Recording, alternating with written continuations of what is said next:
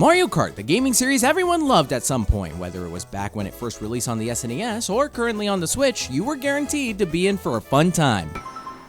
On second thought. For me, it was Mario Kart DS that introduced me to the Mario Kart games, racing through all the fun tracks and even enjoying the heck out of battle mode, so it was no surprise that when the Nintendo 3DS came around with a new Mario Kart game that I would be so excited for it. Yes, we're talking about good old Mario Kart 7, somehow still the predecessor to the current game, and also the fourth time Nintendo just changed up the naming convention. I mean, first it was based on the consoles, then it was a phrase, then it was just a console name, and now they're just numbering them? What's next? They're gonna emoticon the next one? But seriously, Mario Kart 7 was as much of a part of my childhood as Mario Kart DS was. A little sneak peek for a future video I'm working on, but the 3DS has a huge role in my childhood going through my teenage years, and it was Mario Kart 7 where I found my enjoyment with this handheld, going through all the tracks, racing against friends, and most crucially, it was my first introduction to the online Mario Kart world, since I only got Wi-Fi around the time the 3DS came out, so this game was so memorable to me. But I will admit, it has been a long time since I even opened this game on the 3DS. So let's go on another blast to the past, because yes,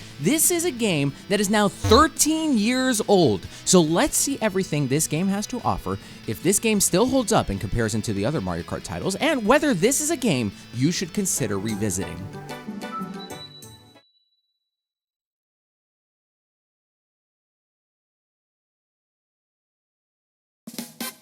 Mario Kart 7! I've got to be honest right off the bat, this intro does bring me nostalgia, but it still does not compare to the Mario Kart DS opening theme. Whatever. Right off the bat, though, you can tell that the 3DS was very much an upgrade to the DS in terms of the graphics, because this was so much cleaner in comparison to whatever was on the DS. The DS showed its limitations, not only with the tracks, but also with the character designs. But here, we can truly see more details on everything, and the characters actually looked very close to their renders. Speaking of characters, this game had quite the cast of characters, starting with the classic 8 characters that always show up, with one change from the DS lineup. Koopa is back.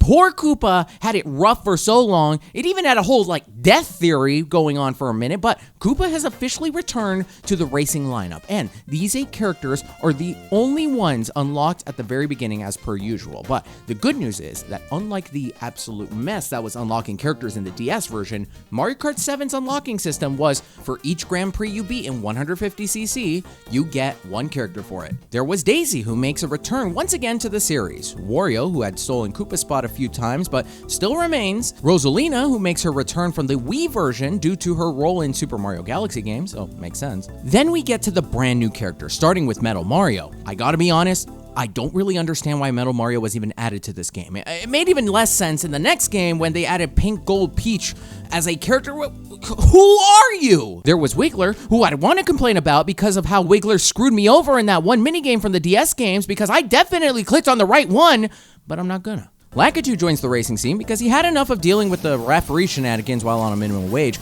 but I'll go one step further by saying he doesn't deserve more when he's pulling crap like this. The Anthony Taylor of Mario Kart, I tell you. And finally, we have 2 very special additions to the cast. We have the return of Shy Guy, who is still the character that you get when you play through download play without the game, but is also an option to choose even if you have the game, which is fantastic. Should have been like this on the DS, but hey, better late than never. And then we have the new addition of the Mii drivers. Oh yes, now your creative possibilities are truly endless, as you can invite Mii characters inspired by other characters to join the race, from Sonic the Hedgehog to the Animal Crossing common butterfly. Oh shit, Waluigi made it into the roster! Yes, you probably noticed one of the characters that didn't get added to the games was Waluigi, a true inspiration of the youth of society, and there were many rumors about his absence, perhaps a 2.5-year ban due to getting caught for paying referees off on the DS version, or they ran out of time trying to add him to the game, you decide. But none of that matters, because in his place, they really did make Kart Customizations limitless compared to Mario Kart DS in the manner that you can easily mix and match any of the customizations you unlock with all of the characters, whereas on the DS, each kart was usable with only 3 characters. Unlocking them was pretty straightforward, as the games added in coins to the tracks, and the more coins you get, the more customizations you can unlock, leading all the way to the special gold parts, requiring up to 20,000 coins to get them. But enough of the intricacies, because it's time to talk about what this game's truly all about, the game modes. And at first glance, you're probably wondering, Where are all the game modes? And the truth is, let's go to the Grand Prix because it's the most exciting part of a brand new Mario Kart game, which is the anticipation of what tracks are going to be added. Once again, there are a total of 8 cups to go through, with the starting 4 consisting of completely new tracks and the other 4 being the return of the retro cups. But let's start with the classic Mushroom Cup, always the perfect starting point for anyone playing Mario Kart, and as usual, it starts off with a standard track being Toad Circuit. But I will say that this track is way better than whatever the starting track was for the DS. That for a Mario Kart game was a genuine definition of the word standard, whereas here they actually use the track to demonstrate their new gliding mechanics. Many tracks in this game will have this blue launch ramp where your kart will switch into gliding mode, allowing you to fly through certain parts of the tracks or discover some secret shortcuts you could take. Here though, it's just demonstrated by going over an overpass and then quickly returning you back down. But hey, it was a fun 3 seconds. Also, there are a couple of shortcuts for if you have some mushrooms to boost in speed, so yeah, I mean miles ahead from f***ing Figure 8 Circuit. It gets even better with Daisy Hills, where Nintendo really demonstrates that they aren't messing around with the 3DS, driving over bridges, up many hills, and taking one final glide past many hot air balloons. It's a visually beautiful stage that my eyes couldn't believe coming from playing the DS. Cheep Cheep Lagoon proceeds, demonstrating an entire underwater world filled with seaweed, Cheep Cheeps, and clams, followed by a short cave portion leading back to the beginning. A very simple track, but again, very impressive for the handheld version. And I will also say, it's really cool to see Miis in the stands, not just in this track, but a majority of the tracks, and the Miis are actually based on the ones that you create in the Mii Maker. So if you've got a lot of them, or you just have that one Mii that really stands out, there's a good chance they'll be spotted enjoying the race. Finally in this cup is the Shy Guy Bazaar, a nighttime drive through the Shy Guy town with Shy Guys on flying carpets, some moving jars that drop items when you bump into them, and a lot of turns. Not too bad of a track, and I will say I am a fan of nighttime tracks with the starry sky above and the lighting of the town. It's just a nice vibe for a Mario Kart race. Moving into the Flower Cup, we begin with Woohoo Loop, which is where things start getting interesting. Woohoo Loop is based on Woohoo Island, which, yes, is in Wii Sports Resorts, but also, in the interest of this channel, part of Pilot Wings Resort. Oh, good old Pilot Wings on the 3DS. Me playing this game is just inevitable. Anyways, this track really is quite a special track beyond Woohoo Loop vibes, because it was the first track to be divided into 3 sections, rather than having to go through 3 laps of the same thing. The first section has you leaving the town, going over what is basically the Golden Gate Bridge, and managing to go through some turns. The second section takes you through a tunnel and driving by a mountainside where a pretty neat shortcut is located, but I always avoid it because I can never get it right. Then the final portion has you winding down the hillside back into the town. Now, for the longest time, I heard a rumor about Woohoo Loop where there was apparently a shortcut to help you cut ahead in the race if you fell off on the right place. And I tried figuring this out so many times and never found a single shortcut until recently when I learned 2 things. I was indeed looking in the wrong place, and the rumors were wrong because there were 2 shortcuts. The first one was off the edge, just ahead of the boost shortcut I suck at, and if you fell at the right spot, you would be placed not just ahead of the 3rd checkpoint, but ahead of the 2nd tunnel beyond that checkpoint. And then you can combine it with the original shortcut I was about to tell you about, going off the edge of the Lighthouse Road and getting placed just before the finish line. Holy shit! It's absolutely insane how many glitches were able to make their way onto this one track. And for a while were achievable through online play and are still achievable through local play. And if you know this game as much as I do, you know that we're not done talking about the glitches. But moving on with Mario Circuit, it's just not a Mario Kart game without involving Peach's castle to some capacity. But the cool thing about this stage is that we actually get an inside look at her castle, and beyond that very flat statement, it's actually a lovely track with pink flower petals flying in the air and a giant green pipe that we just actually are able to go through. Yeah, the stage is pretty average. But average is far from the definition of Melody Motorway, aka Music Park. This track is an incredible one with everything involving musical instruments. The instruments will play as you drive over them. The tambourine acts like a jumping boost. And the giant musical notes are just having a good old time. Everything about it is exciting, especially with the song that plays for this track, which, if you're able to get first place, and this does apply for all the tracks, the music will gain an extra percussion beat to build up the excitement and even pressure during the race. And some of these songs are fantastic with those extra beats, with this one being one of them. And then add the already included changes to the song when you're on the final lap, and it makes a simple race track feel like the finals to a championship title. That whole tangent was just me saying that this is a great track. Then we get Rock Mountain, an expansive mountainside where you drive through a bat-filled cave, glide into a forest, and climb back up a mountain with boulders falling down. Overall, a good track, but the complaints department of this channel has been asking me to make a complaint for the past 5 minutes, so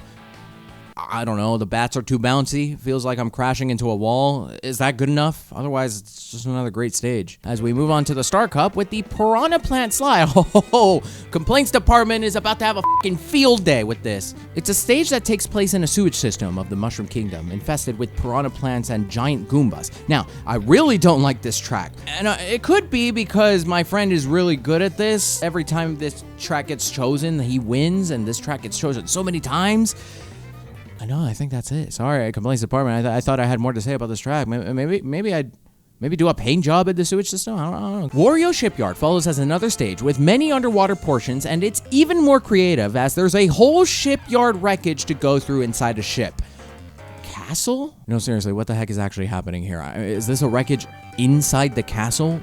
And if so, how does that even happen? But what follows is what I consider one of the best tracks, not just in this game, but in the entire series. Neo Bowser City, an entire futuristic metropolis apparently owned by Bowser, which has me wondering, why would he want to conquer more? This place fucking rocks! With rain falling and the amount of turns there are in this, you would think I'd call this the second coming of the GBA Luigi circuit. But it all goes really smoothly. If the city sights and Bowser signs weren't enough, it's a really fast-paced track where all the turns just feel satisfying to achieve. Except for this one turn in the beginning where coming towards it with a lot of speed results in me constantly bumping into the same part of the wall.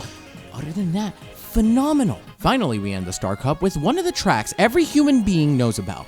For the wrong reason. Maka Woohoo once again takes place in Woohoo Island, and once again being divided into 3 sections. The first section has you driving by the bridge portion from Woohoo Loop and approaching an awfully tiny waterfall into a cave section. The second portion has you going through the cave section, passing some castles just randomly placed by the mountains, and then climbing upwards, where the final section has you going through the mountainside with some boulders rolling your way, and then one final glide to the finish line. And very similarly to Woohoo Loop, there is a glitch on this track, one that almost every YouTuber back in 2011 was showcasing because it was much more significant than the one from Woohoo Loop. All you had to do was land in this portion of the water, and it would take you from the start of the second section all the way to the end of it, giving you a massive lead, and everyone did this. Eventually, it was finally patched, ignoring the fact that they said that they didn't want to patch it, but this patch only applies to the online play, so this was still a usable method for single player, including time trials, and it worked for local play as well. So why wasn't this patched for every mode?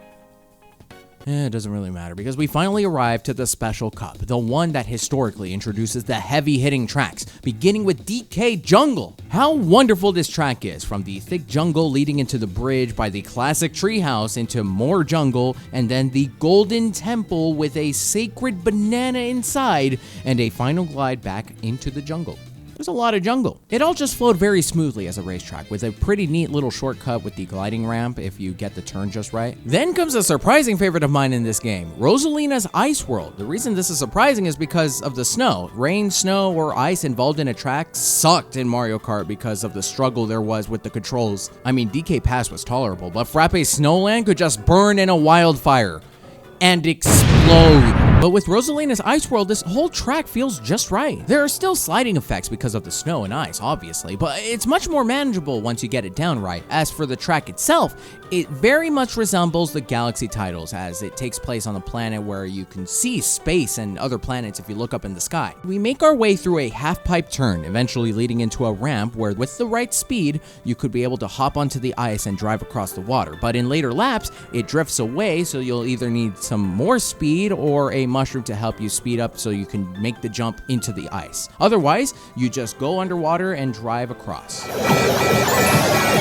Then you go through an ice cave with a very slippery ground. There is a split where the one on the right will test your control on the ice, but eventually you arrive at the final ramp leading back to the start. Again, something about this track made it seem much more manageable and enjoyable. Maybe because the whole thing wasn't just entirely ice. I mean, some portions were on the road, some on the snow, and even underwater, but it works out. Also, I love how wonderful and peaceful the song is for this track. It's very good.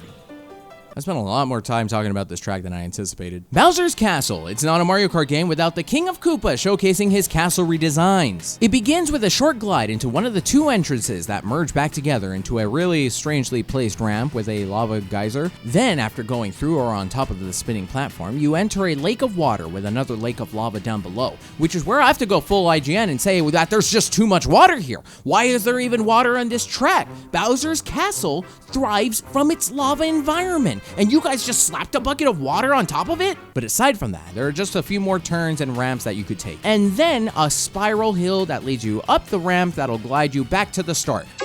I will still give credit for being relatively difficult, and there's this one shortcut I could just never get down, resulting in frustration, so that means the track is doing its job. Just honestly, not a personal favorite of mine out of all the Bowser castles. But none of that matters when the final track is introduced, which will always be the classic Rainbow Road, the pinnacle of cosmic racing. And just like the Woohoo Island stages, this track is divided into 3 parts. The first part has you taking many turns and jumps past what looks like a bunch of moons. There's also this pad that's similar to the tambourine back in Music Park, but my question is, where the heck is it coming from? The second part of the track has you driving on the rings of a Saturn-like planet, making some turns and more turns and riding out rainbow waves that lead you into a giant moon, going over some of the craters leading into the final portion of the track, where you go through a spinning platform and fly through some star boosts, past some spinning meteors, and getting through another big turn to the finish line. Overall, a very nice track. Beautiful visuals again for the Nintendo 3DS. I mean, who would have imagined seeing all of this on a handheld console?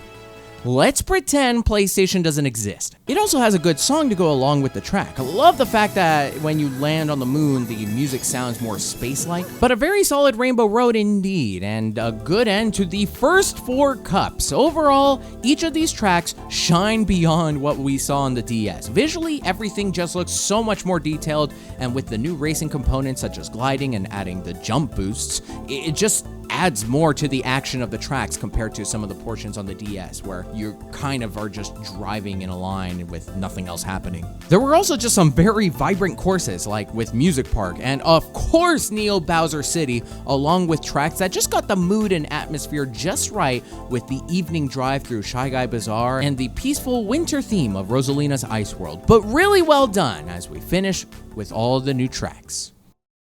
Sort of, because we are moving on to the retro tracks, where all of these courses are based on past games. However, a lot of these actually were changed up a bit and modernized to implement the new features of the game, which is a big step.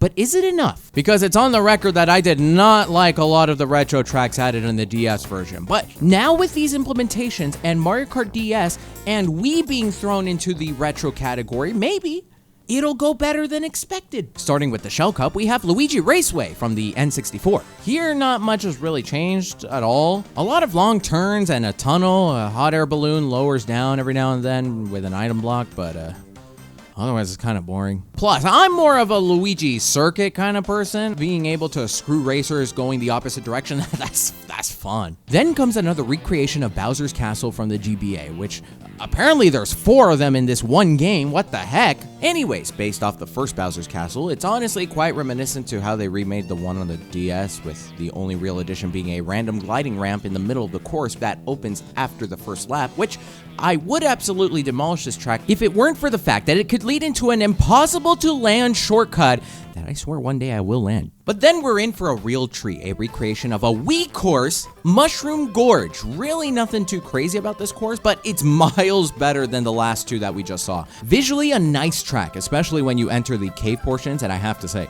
the constant bouncing and final glide through the cave is always great to go through. Then we're in for an even bigger treat with the return of Luigi's Mansion from the DS, which that track was already pretty good, even with the mudsliding, but then shaking up this shortcut by making it a gliding ramp is just simply perfect. I think they even kept the original shortcut with the hole in the wall. Really simple additions that just build on an already good track, like adding pineapple on pizza. That's not a controversial thing to say in a post-Sinnoh remake society, right? We're evolved beings now. Moving into the Banana Cup, we begin with Koopa Beach from the N64. And I kinda like this stage. My only My only real complaint was just the randomly placed gliding ramp. Sometimes it doesn't even activate, but everything else is really good. I love the jump you could make that takes you through a cave shortcut, and the normal jump ramps are more effective, and I really do like the last 3 at the very end. It's just a very smooth and fast-paced track. Then comes Mario Circuit 2 from the SNES. When they remade Mario Circuit 1 on the DS, it was one of the lamest tracks I've ever raced through, to where I paid more attention to the hills in the background than the actual track. Good news, the hills in the background look more like hills and aren't triangular. Trees look kind of shit though. But seriously, this track is a bit more interesting. A few more turns to get down, and I actually do like the last gliding portion. And it's still kind of short, but at least... Oh, who am I kidding? The fucking trees ruined the whole thing. My high school senior self, who took a landscaping course, would rip his 3DS in half after seeing this. But it's a good thing he didn't, because then he would have never experienced the masterpiece known as Coconut Mall from the Wii. You literally drive through a mall parking lot and the mall itself, which answers the question as to why they display cars in the mall. It's not because they're selling it or for lottery winners. They crack them out during closing hours in a race of death. Only complaint, the shops in the mall look like they're either closed or empty, and some of the floors seem not up to code, but other than that, it's fantastic. And then again, it's another banger with the return of Waluigi's pinball machine, which is great, except for the fact that Waluigi is non-existent in this dimension. But ignoring that minor detail, everything you love about this track is here and remains pretty much untouched. I think the only main difference is the blast at the beginning, where now you are gliding through. Everything else is basically the same, and that is perfectly fine with me here. Moving into the Leaf Cup, we start with Calamari Desert from the Nintendo 64. This track is a 10 out of 10 just for the fact that they force everyone to stop for the very first train. I love it. It's just fun seeing which CPU is stupid enough to run into the train. Oh, that's me. Other than that, it's just a desert with 2 train stops and a couple of nicely placed gliding ramps, in my opinion. Then comes the return of DK Pass from the DS. Again, another track that remains untouched, except for the final ramp that turns it into a gliding ramp. But again, this stage is already pretty good. They even kept that 1 item block at the top of the hill, where no matter what place you are in, even if you are in first place, you still have a chance at either a mushroom or a star. Excellent. Then comes Daisy Cruiser from the GameCube, which, again, another goated track. I mean, racing through an entire cruise ship? Who wouldn't want that? You have the pool dive, the moving tables and chairs, the aquarium. Absolutely wonderful. No gliding necessary. Then we finish again with another solid track, Maple Treeway from the Wii. You have maple leaves flying through the sky, tree gliding, giant walking wigglers, a tiny bridge that I guarantee you probably fell off at least once in your life. Yes, this is a wonderful track that I enjoy, with a really neat shortcut that you could take, and again, very good music. But then we finally arrive at the final cup of this game, the Lightning Cup, which opens with Koopa Cape from the Wii. A pretty good track involving what is basically a water slide with many turns to drift to, all leading into an underwater pipe with Cheep swimming by, leading out to a beautiful waterfall in accordance to 3DS standards, of course. Dino Jungle is actually quite a nice looking track. The whole place looks like an actual jungle. There are dinosaurs. Man, I'm really selling this. But I really do like this track. It's lively to the point where they even went crazy with the bridges in this one section. Usually you just need 1 to get from A to B, but they said, F it, we're gonna make 3. Next is the return to the Air Fortress from the DS, and it honestly feels like absolutely nothing has changed here. Like, genuinely still feels like I'm playing on the DS, with the only exception being the cannon blast has you launching out with a glider, but that's it. Which isn't a terrible thing, because I really do like this stage with all its projectiles, obstacles, and turns. Really don't mind that much hasn't been changed to it. But I am gonna backtrack. Why am I getting shot out with a glider? Then we reach the final track of this whole game, and it was a real treat when I was little to see that this game ended with another Rainbow Road. Rainbow Road from the SNES. Believe it or not, is my favorite track in this whole game, which is strange because it seems like a pretty basic track at first glance, but everything that happens here is wonderful. It's what I love about Baby Park, where everything here is incredibly fast-paced, and at any moment you could get absolutely screwed over no matter where you are on the stage. The turns, the rainbow waves, the thwomps, the drops into endless darkness, and the music. Just listen to the music.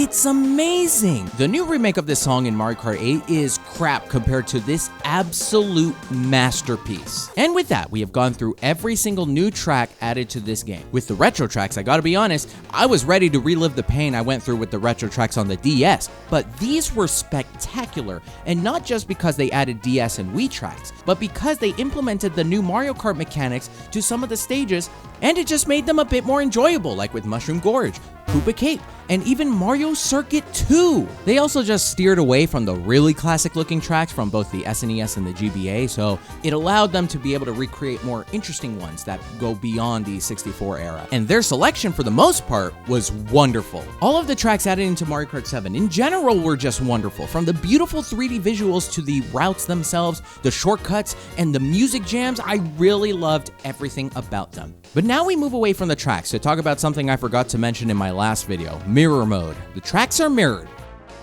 Alright, I talked about it. And with the Grand Prix finally out of the way, we can tackle the rest of the game modes, and this is where the pain begins to kick in. First of all, something kind of crucial is missing from this list, and that is Versus Mode, the single-player mode that allowed you to make your own racing rules, determining what tracks get chosen, adding teams, the number of races to participate in, and etc. It was just the perfect way to play offline Mario Kart your way. But for some reason, you can't do that here, which kinda sucks. There are times where I just want to do continuous competitions on SNES Rainbow Road, and the only way I could do that is by first going through the 3 tracks that come before it in the Grand Prix. But why? Why is something as simple as a versus mode not implemented into this game? And I think the more I talk about things being missing into the game, the more the answer becomes clearer. But let's continue with time trials. This did make a return and even utilize the 3DS features to expand this beyond what it was in its basic form. Time Trials is the game mode where it is all about getting the best time in whatever track is chosen. With 3 laps and 3 mushrooms, no matter what characters you chose, you must do all you can to get the best time. And the cool thing about it is that with the Street Pass and Spot Pass functionalities, you would be provided with player data from local or around the world to go up against. There would be ghosts that look like they are racing against you, but are actually utilized as guides on how you are doing in the time trial compared to them. And it was cool to be able to Street Pass with my friends and attempt to beat their times in the courses. Plus, this is exactly the perfect spot to practice those special techniques I showed you earlier. But overall, a very nice upgrade for this game mode. And then we surprisingly reach our final 2 game modes, which back on the DS were combined as one game mode. Now we do get the return of Balloon Battle and Coin Runners. Oh, so now they're alluding to New Super Mario Bros. 2. When is the suffering gonna end? Let's actually start with Coin Runners, because it's a mixed bag of emotions for me with this game mode. Basically, the player with the most coins in their possession by the end of the battle wins the match. You have a maximum of 10 coins, and anytime you get hit, or a very common instance of falling into a pit of lava, you can lose up to 3 coins. Honestly, it's fun for like the first 3 times you play it, then you never want to play it again. There's just something about this that just doesn't match the same intensity of being the last one standing with the shines. But thankfully, they did bring back Balloon Battle. The player with the most points in the end from popping other players' balloons wins the round. Each player starts with 3 balloons, and if they lose all their balloons, then up to 3 points gets taken away from their score as they respawn with 3 new balloons. For the most part, it's the same fun I enjoyed from the other Balloon Battle, except I do have to say I miss blowing on the mic to be able to add some reserve balloons in crucial moments. But other than that, I do still enjoy Balloon Battle way more than Coin Runners. And of course, with the battle modes come some new stages exclusive for it, along with some retro revivals. Starting with the new stages, we have Honeybee Hive, which immediately gives me Twilight House vibe, with many rooms and casually falling off the edge. But it's a really neat stage. Honey to get trapped in, bees flying around that'll pop your balloons, and a fun little turbine that just blasts you into the air next to Sherbet Ring. Basically a giant ice rink with some bouncy obstacles all around. It's not personally a favorite of mine, especially since I have to be quite clear on my feelings about slippery ice in Mario Kart games, but I kind of like its implementation here because everyone is forced to suffer through it. Seeing everyone slip and slide through the ring and fail to hit their target is kind of funny, so just this once, the ice stage gets a thumbs up from me. Then we have Woohoo Town. Damn, Mario Kart 7 was really milking the Wii Sports content. But basically, you have a whole town to play through, which is just fun in general. Causing destruction and chaos to the poor people living in this town. Is this Mario Kart or GTA 5? Then we move to the retro courses, starting with Battle Course 1 from the GBA. And oh man, I've been waiting all episode to say that this f***ing sucks. Terrible grass, basic background. But it's good, it's one of the best additions to the battle modes. Big donut for the N64, now we're talking. A massive pool of lava that you could just risk your life by flying over. Yeah, this is my favorite to all of the additions here. I'm such a simple person, because if I could just drop people in lava, then I'm good. And finally is the return of Palm Shore from the DS. And I'm not too happy with this addition, but I also understand why it was this one. I mean, it couldn't be the DS, because, well, now we're on the 3DS. Though there should have been a 3DS stage, and the fact that there isn't one is incredibly disappointing. Couldn't be Twilight House, because it's essentially similar to what we got with Honeybee Hive, and Tart Top. Wait, why didn't they choose Tart Top? This was fun. And that was all the single-player additions to the game. Honestly, it's kind of disappointing. Thinking beyond the courses introduced in the Grand Prix, it was disappointing in the sense that it lacked versus mode and how I just wasn't too crazy about coin runners. Also, it's even more disappointing that they didn't build on from mission mode introduced in Mario Kart DS. Being able to complete some unique and at times quite difficult tasks was great. Why didn't this come back? Well, one of the answers is very much linked to the reason why Waluigi wasn't added to the roster. They pulled a modern-day Pokémon and rushed the release of this game, which unfortunately just makes sense. I mean, why else would something as simple as versus mode not even be added to this game, but then come back in the next one? It was all stated in an Iwata Asks, where the development team noted how, when the project started just over a year before its inevitable release, they were incredibly short-staffed with developers because of the various ongoing projects. With their saving grace, despite much internal concern about the decision, being reaching out to Retro, who had just finished the development of Donkey Kong Country Return, and just jumped straight into this project after. And again, it's still a really good Mario Kart game for the 3DS, but definitely feels incomplete in some aspects. But enough of that, because despite the lack of single-player options, we did get the return of local play, which means you could connect with other players who have a 3DS, even if they don't have the game itself. And it's basically the same. What? So apparently adding versus mode for multiplayer is no issue, but you go into single player and it's not allowed. I guess at the very least it's here in multiplayer, because if it wasn't, what would be the point of multiplayer? Moving forward though, we have our final two things to tackle, with the biggest one being online multiplayer. Back on the DS, online racing was introduced for the very first time in the series. If anyone mentions Mario Kart Super Circuit, I swear to... And now it makes a return with the ability to race or battle against global players, or even with friends thanks to the 3DS friends list, which, oh, looks like I have no friends, haha, C- joke explosion. Now, I have to say, online feels like such a simple feature for this game, but I loved it. There is such a thrill to playing online Mario Kart no matter what game it is. I still check in on Mario Kart 8 Deluxe despite an entire investment in the Trail series because it's just fun to play online. I always freak out with Sunshine Airport because I am undefeated in 30 races on that one track, but despite me continuously winning, I just know inevitable defeat is incoming. There is no way I remain undefeated in that track, but if somehow I do by the time the next Mario Kart releases, assuming it's not just New Super Mario Kart 8 Deluxe featuring Dante from the Devil May Cry series, then I deserve some kind of award from Nintendo. But going back on track, the online was pretty good. I remember it being rough in the beginning, but I also had shit internet at that time, so I mean, there's that. But once I got good internet, I still got disconnected randomly. Classic Nintendo. Now, of course, the online is just dead, but I do have to give credit to the people behind Pretendo Network, as that allows you the ability to play online in Mario Kart 7 despite the official servers going down, along with some other 3DS games, which is awesome because every now and then I am in a 3DS mood. But we finally reached the final addition to Mario Kart 7, being the Mario Kart channel. This was a hub where updates about Spot Pass and Street Pass data were displayed, usually in the form of Mii exchanges, ghost data for time trials, and information about communities, which was all pretty nice. I would always check in here just to see what trials were recommended and to see if I was able to beat them, which just made me enjoy the game more. Overall, I loved my time with Mario Kart 7. It's not a perfect game by all means, as it does downgrade in some aspects compared to Mario Kart DS, but it's also very much an upgrade in many ways. Graphics was very much an upgrade here, along with the smoothness of the gameplay and all of its mechanics, but maybe Nintendo just, you know, maybe take your time on the next game and we could have ourselves a hit. Nintendo? This is not what I meant by take your time.